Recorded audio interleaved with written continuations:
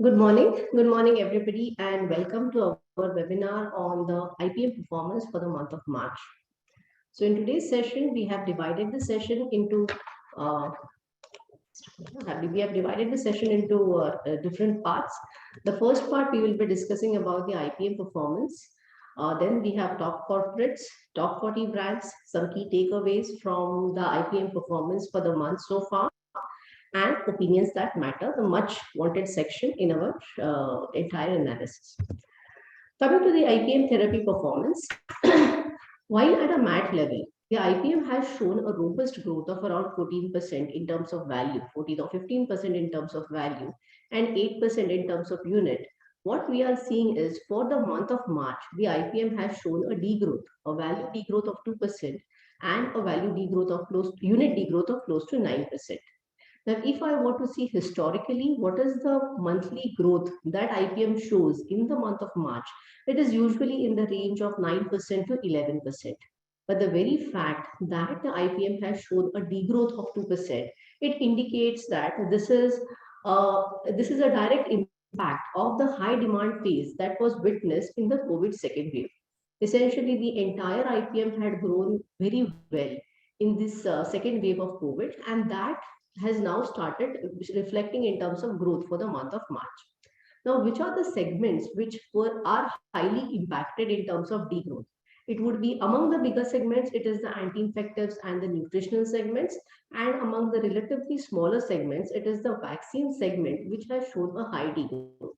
But then, if I were to remove these segments, would the IPM growth change significantly? Would it increase significantly?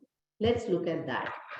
If I were to remove the anti-infectives, vaccines, and the nutritional segment, still the growth of the IPM comes to around 1.3% only. So there is no significant recovery or reduction of the impact of degrowth, even if I remove the high degrowth or high contributing segments which have degrowth. Essentially meaning that same time last year, the demand had increased significantly across all the therapies. And now, as gradually normalization is happening, this is leading to a lower growth for the month of March. Should I be really worried about why is the market showing a degrowth?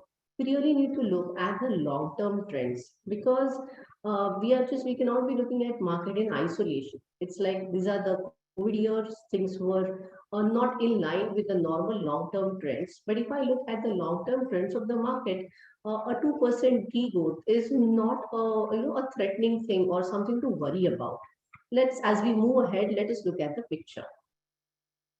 In fact, what I have done is I have looked at this chart. We have come back to this chart after a very long time.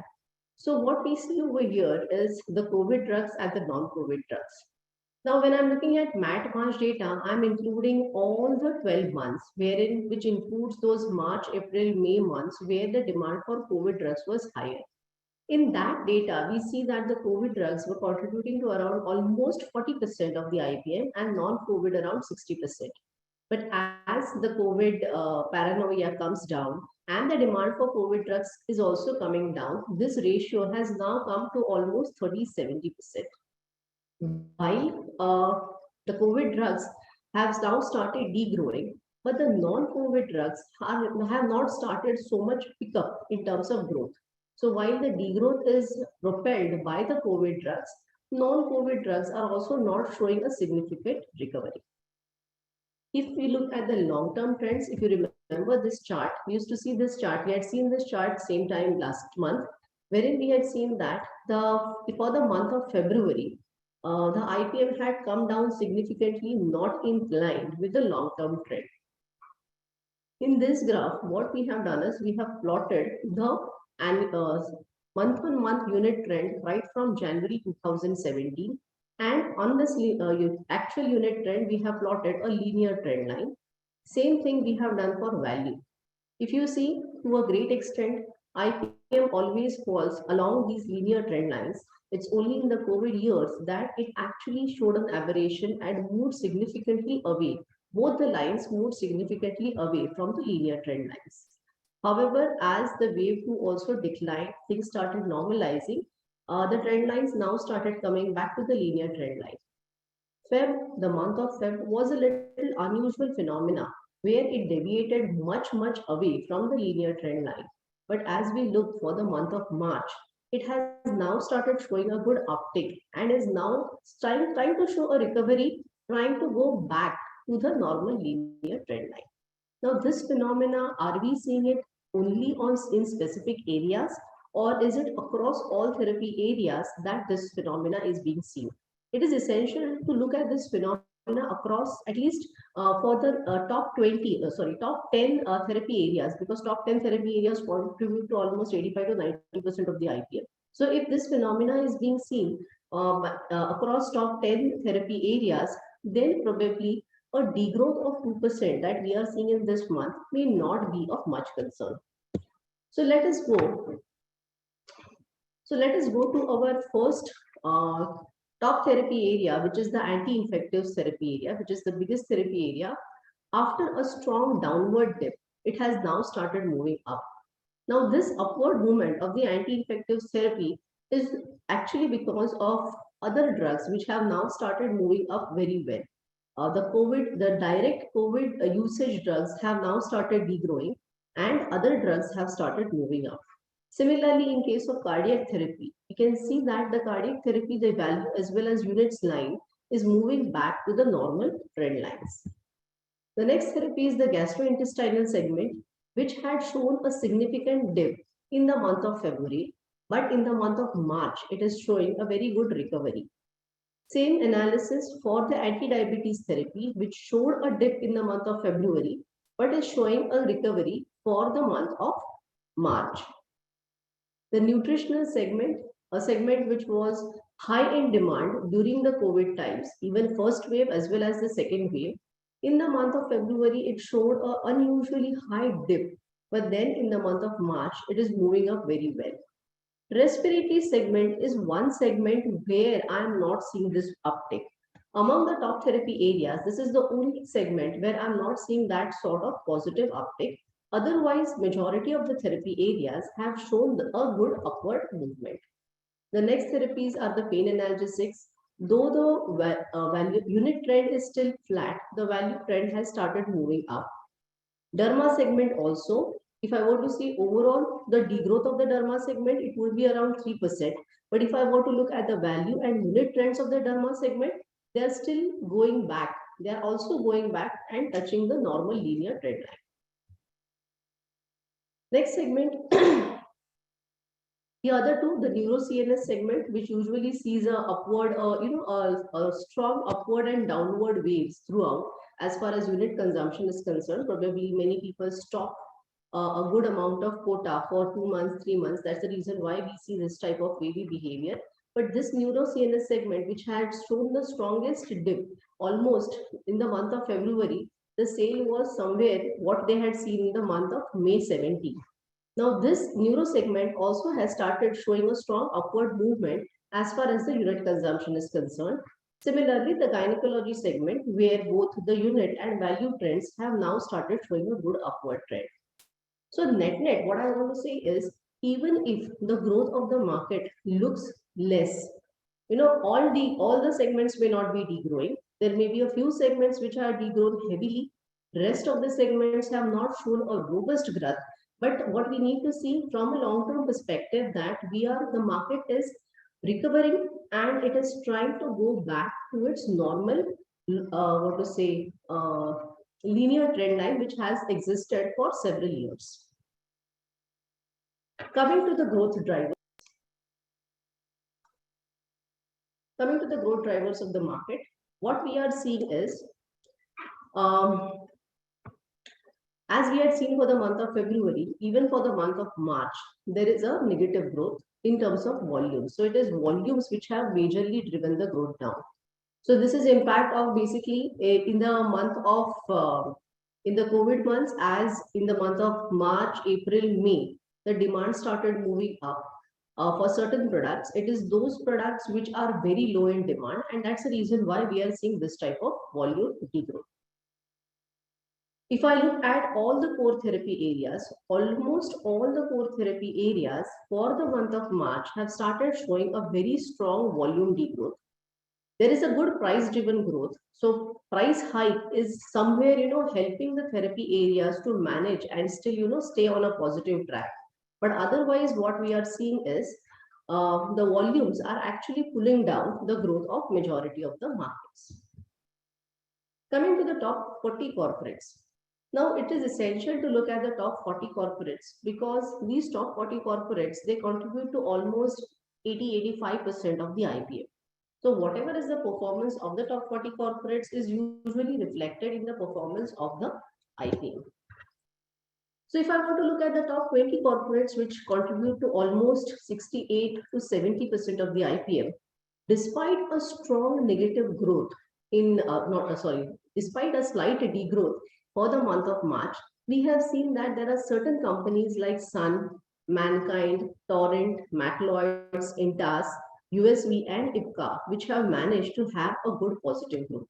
Of course, there are certain companies which have degrown significantly, but one also needs to keep in mind what may be the reason for this degrowth. Because the reason for this degrowth may be same time last year, these companies existed in segments which were, COVID influence segments. The demand for those molecules or those brands has gone down significantly, and that's the reason why these companies have degrown.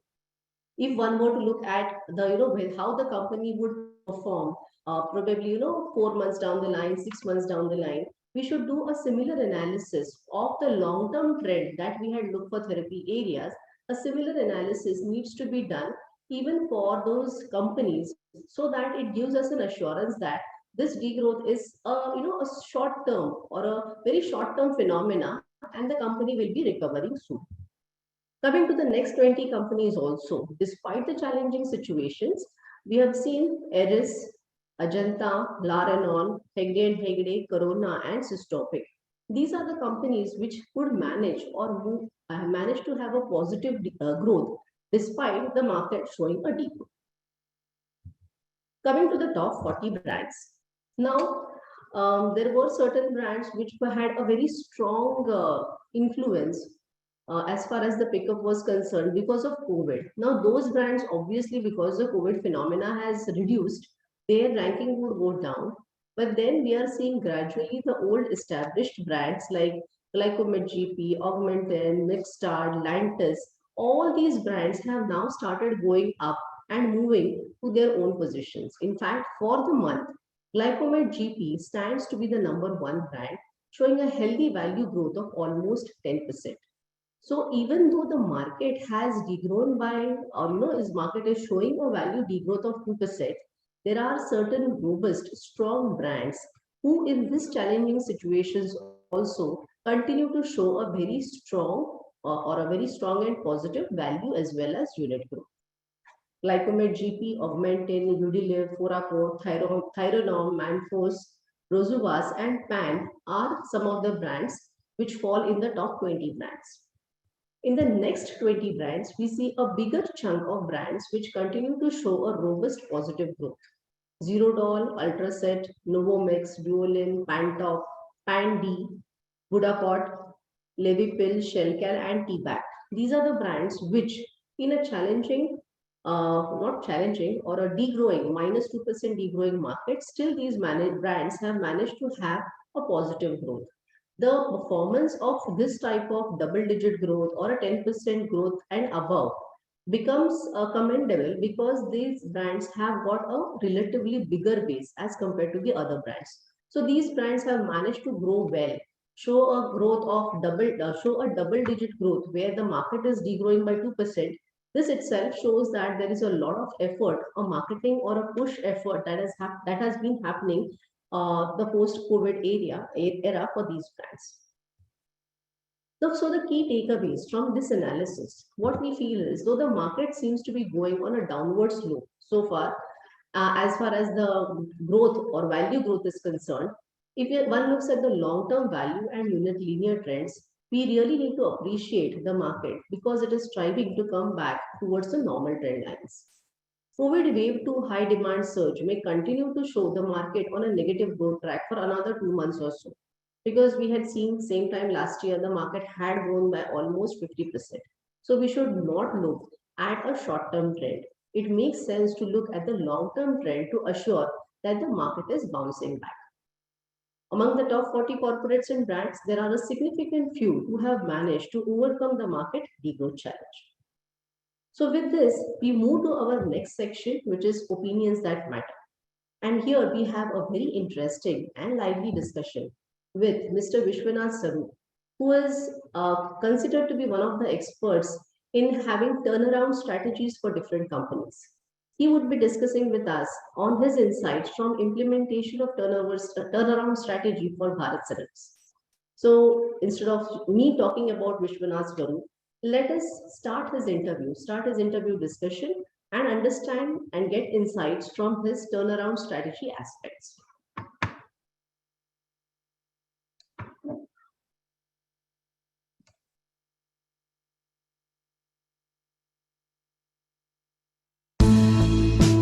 Good morning, everyone. Welcome to Opinions That Matter. As we enter a brand new financial year, I'm sure most of you are ready with your strategic plans to bring in the next growth spurt for your brands and portfolios. In the past few years, our industry has seen many turnarounds in the corporate performances. This month, we had the privilege to speak with Mr. Vishwanath Swarup, who has been at the center of bringing in a turnaround for Bharat Serums and Vaccines Limited. Mr. Swarup, lovingly called Vishy by everyone at BSV, is a business leader with experience across emerging and developed markets. He has a rich experience across healthcare value chain in areas of strategy, operations, sales and marketing with the objective of serving patients. As most of you must have noticed, Bharat Serums as a corporate is clocking in a double-digit robust growth for almost 2 years now. I'm sure many of you are just as curious as I was to know how did this happen. What was the thought process that the leadership team had to bring in this performance? So, welcome to Opinions That Matter. Please help us understand what did change with Bharat Serums in the last 2 years. First of all, thank you for having me on this forum. I really appreciate it. I think this is a great platform that you all have created. And I think I've seen some of the past talks as well. They've been very valuable and very insightful. I'm happy to be a part of this and glad to contribute to this as well. Coming down to the question that you're asking on the turnaround. See, I think a lot of what I say will be linked to the philosophy or the values that we have as BSV. So it will be linked towards what we're trying to drive, and of course, everything that I answer will be linked to that. When you talk about turnaround, I think that's an interesting topic because we at BSV have over the past, let's say, 2 years, 2.5 years, have gone through our turnaround ourselves, right? We are basically not growing earlier or flat. Now we are growing close to 40% plus. Now, fortunately, unfortunately, this has been my second turnaround experience, right? And earlier, when I was doing a commercial stint in Abbott, that was also a little bit of a turnaround story. And some of the learnings, I guess I can kind of say, what does a turnaround mean? I mean, very simplistically, if you take an inward looking view, which I don't agree with, but it's the elephant in the room, or the most common stated thing is, people not doing their targets, right? Either, you can talk about top line sales, or you can look at, the profitability, etc. But in my mind, that's a very simplistic way of looking at it. There are a lot of issues that go into, or a lot of dimensions that go into how was the target set, was it right, etc., etc. The way I look at it, for us at BSV, patients are at the center of everything that we do, right? So we always take a market back, saying what's happening in the market. So if I was to evaluate in our organization or from the lens that I'm looking at currently, I would look at what is the market performance that is happening. In the market performance, again, very simplistically, you can look at what is your growth versus, category growth or anything like that. But I think you have to be a little more nuanced around that, saying when we were at BSV and we started looking at it, we went back and looked at, what do our customers think? And I think there can be two or three answers, but I'll restrict it to two scenarios. One, I think if your customers say that, first of all, you're not relevant to their practice or relevant to their patients, I think you need a turnaround. But in our case, what we saw at BSV is when we did a detailed survey, etc., there's something called the Net Promoter Score. And our Net Promoter scores were very, very high. So we had very high recall as an organization in the minds of our KOLs, in the minds of our customers. However, now when we juxtapose that with our market shares, there was a huge gap. Seeing while we occupy a certain amount of mind share, we really don't have that level of market share. Right? And I think that's something that I would look at, or we looked at in this scenario, as an opportunity to really turn around and saying, can we actually make our brands serve more patients, serve more customers, to actually get the rightful place that they deserve in the market? Because we had very high brand recall as a corporate. Our brands were powerful, but our market share were not lined up. So that's one example where, it's a little bit differently looking at it, saying that we needed a turnaround and we needed to turn around very, very quickly. As an industry, we use productivity benchmarking as a gold standard when it comes to performance evaluation. So do you believe there are other aspects that can also or should also be considered to ensure the growth and turnaround happens faster? Right. So I think the wrong way to look at it, because I'm calling that out, is typically because we tend to do that, is we start looking at productivity as one of the key metrics to start with, right? And so, the productivity is low, etc. And then there'll be enough people going around with throwing benchmarks saying this is the typical benchmark of productivity, etc., etc. But I think that's oversimplifying the issue, right? You look at it, every portfolio basket that you will have, product basket that you will have its own market potential and will have its own productivity as a function of that, and meaning potential, share, and hence productivity. We tend to start at the bottom and not really keep the market at the center of it. As an example, if you're playing in a very high growth segment and your current productivity is low, if you just look at productivity, you will end up resizing the workforce or doing something which is actually hampering your growth. So you will have to look at what is the opportunity out there, where am I currently, and then if I have the resources, let's over-invest and grow this space, right? So that's one pitfall that I see. The second pitfall is we are not always looking at sales and marketing going hand in hand, right? Traditionally, our marketing capabilities, if you look at it, would be more around saying, there's a set pattern of engaging customers, building a brand, etc. Very rarely will we come up with something, and I'm using a cliche term, out of the box, and saying, let's try something new and what can be done.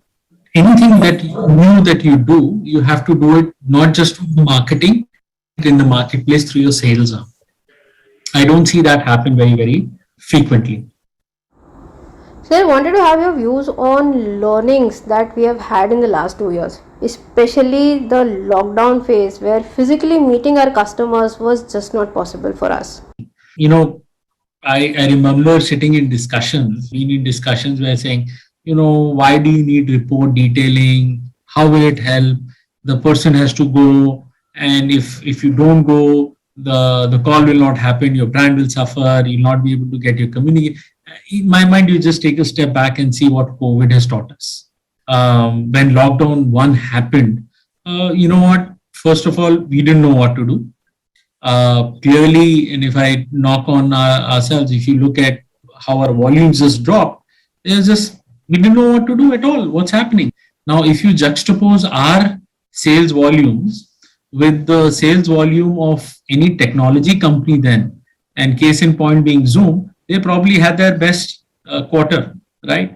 And so at times you need something like a crisis turning into an opportunity, right? It's again a cliche term, but I think that's what really woke us up and saying, you know what, there is something called digital out there and we need to take it seriously, and not somebody, every pharma company everywhere, we would have a person working on digital, and that person would never get time on the strategic forefront of what we are going to do.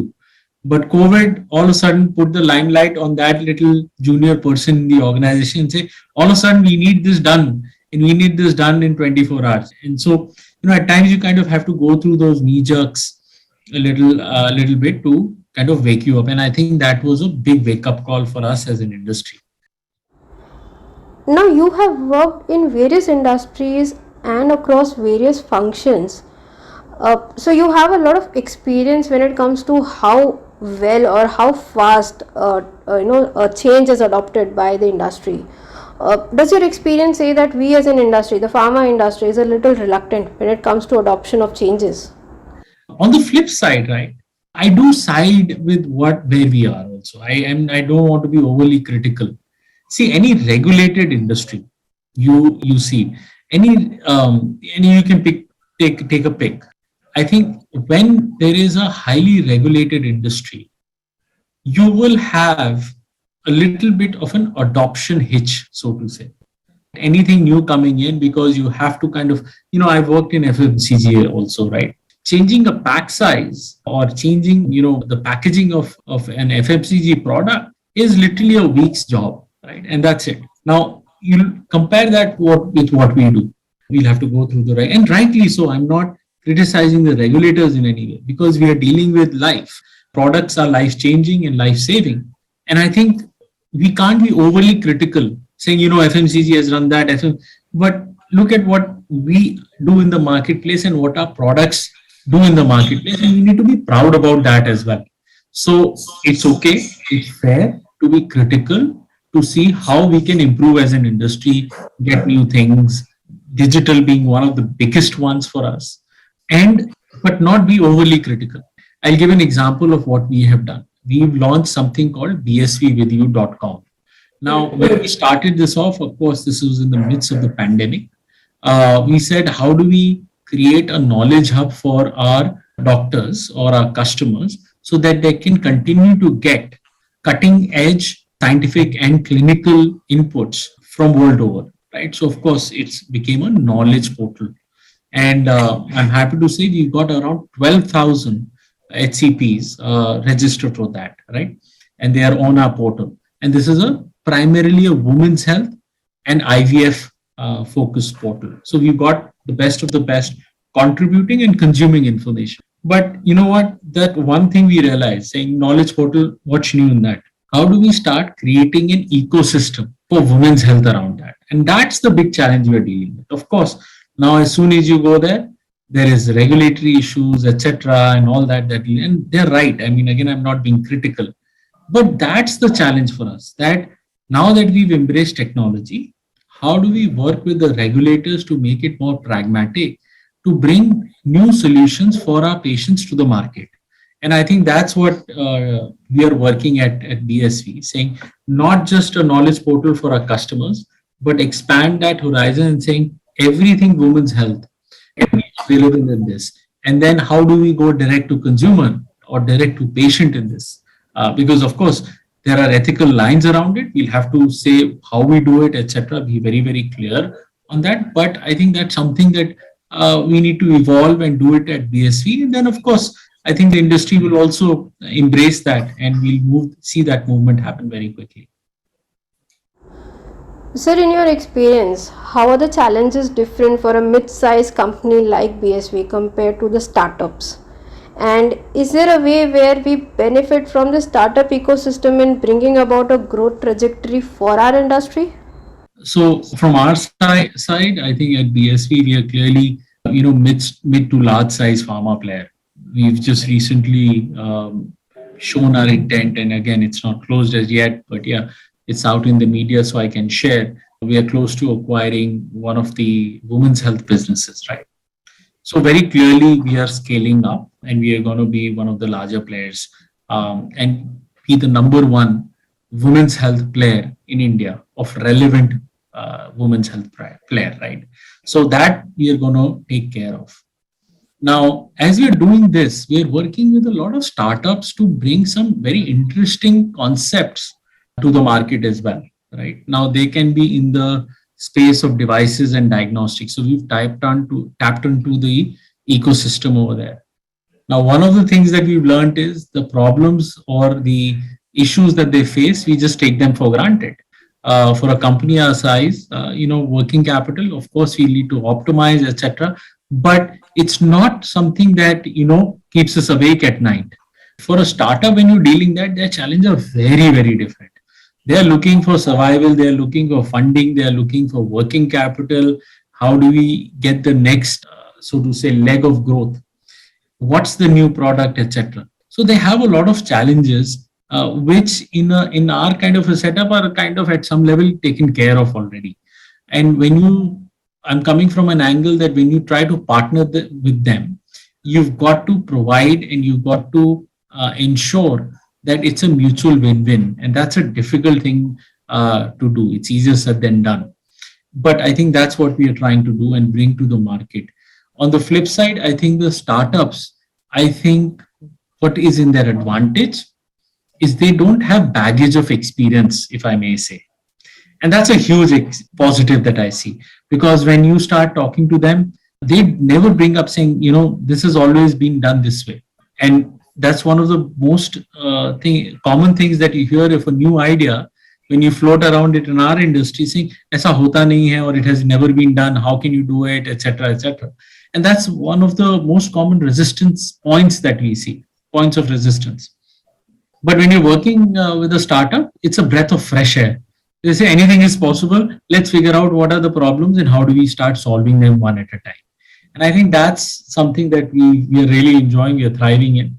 We are on the verge of bringing about 3 to 4 products from the Indian startup ecosystem to the market.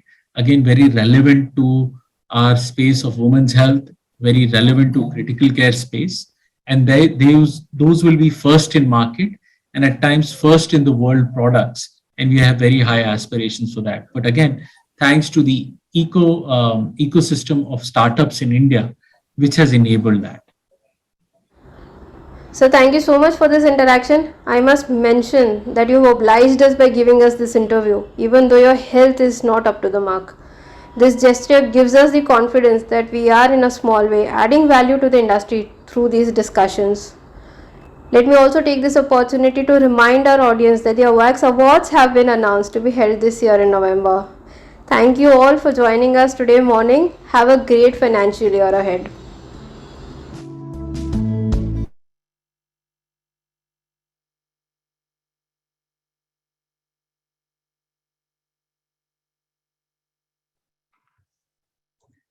I am